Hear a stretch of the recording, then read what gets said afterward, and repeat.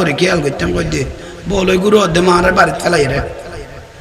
মা বাবার খবর নলা দিলে ফজিলে তোলা ফুয়া নাই নিয়ে মনে হয় জাহাঙ্গীর হুজুরের তরফ তুমি ধন্যবাদ জানাই তোরে বাঁশিটা কো বাঁশিটার টাইম হলে বুঝিবি তোর ফুয়া যাতে তোর তুলার না না সারিব কবে তুই আর দাদির খবর নলা তোর খবর কোনো লইতো ঠিক নিয়ে কোনো ফাতল করি বসন নি কোনো নইলে ইকে যুগে করো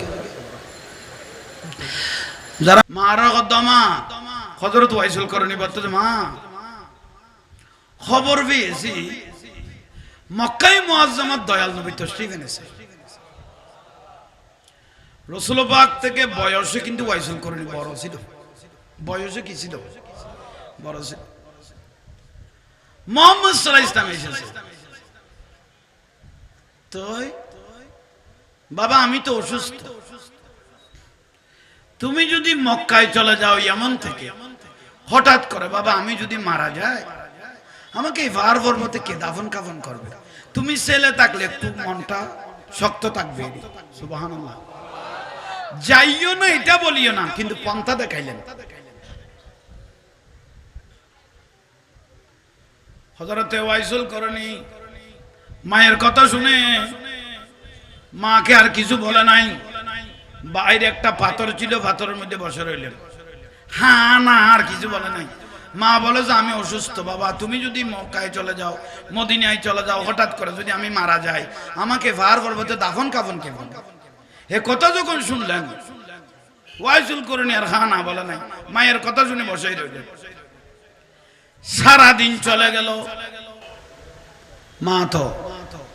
মা ছেলে নাম থাক বুঝত ঘরের দরজায় বসে রইলেন মা তো মা মানে মায়াময় মা তুম দয়ালর কেউ নাই আন নজরু ইলা ওয়াজহিল ওয়ালিদাইন আমার রাসূল বলে 10 লাখ টাকা খরচ করে এসেছো হজ করে কিন্তু কবুল হয়েছে না ওই যে সন্দেহ কিন্তু কোন ছেলে যদি মহব্বত করে মায়ের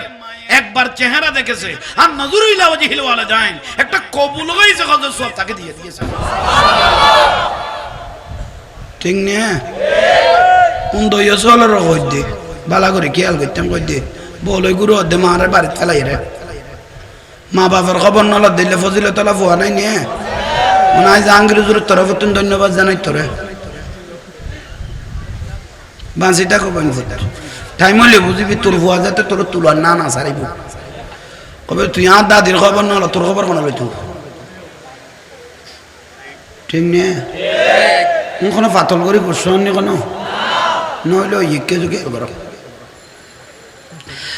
যারা তইলে ওয়াইসুল করনি রাদিয়াল্লাহু তাআলা মা আইজে ইজাজত দিয়ে না